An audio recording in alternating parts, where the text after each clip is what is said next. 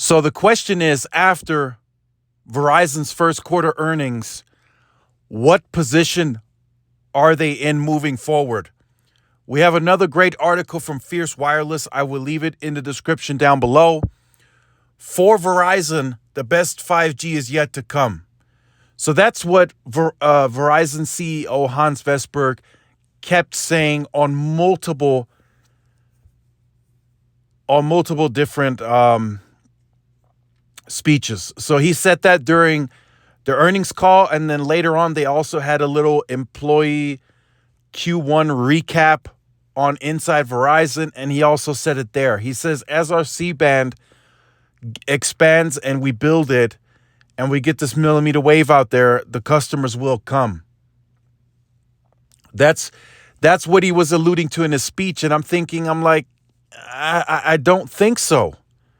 I just don't see it at the type of growth and scale that analysts and their investors may want them to grow.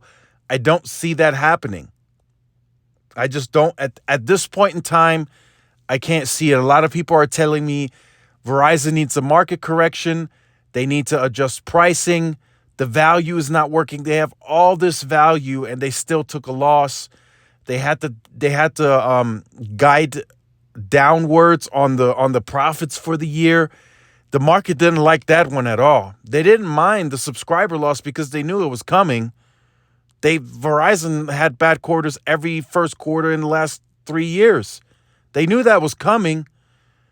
They said they forecasted Verizon to lose 50,000, not 36.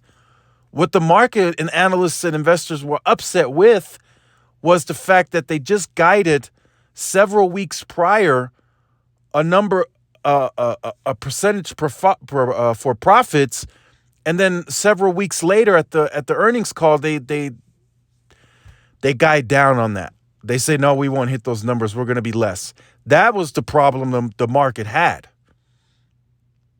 And that also lets the market know that you're not going to grow the way, you say you're going to grow. You're going to grow less. So that's going to be a tough loss to take.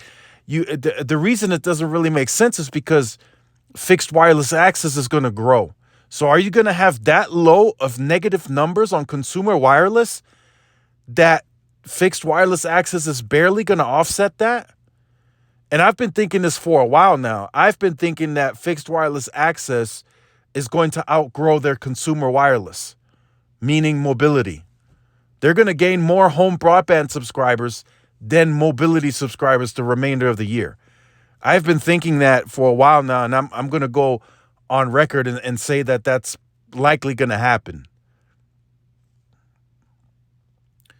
So will they have eventually the best overall 5G network? That probably will be the case. And they're building towards that now at an incredible pace. And that spending is not going to slow down. That pressure will be applied by Verizon. They keep saying it internally too. We want to catch and exceed T-Mobile. They keep saying it all the time. It's on the boards. It's on the paperwork. They keep saying it, and they're building towards that, and they're spending towards that, right? Millimeter wave nodes are going up at the same pace as C-band sites. Let that sink in.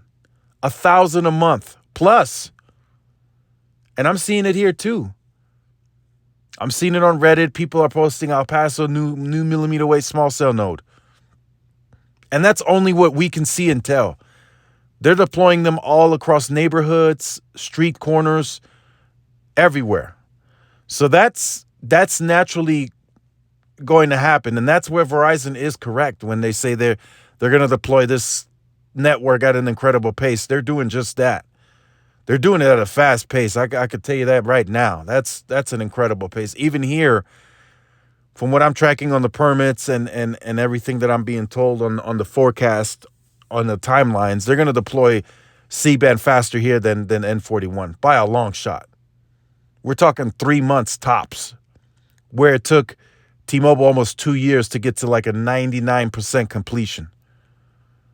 Verizon's looking to get to like 75+% tops in like 3 to 4 months, quick, with CBRS.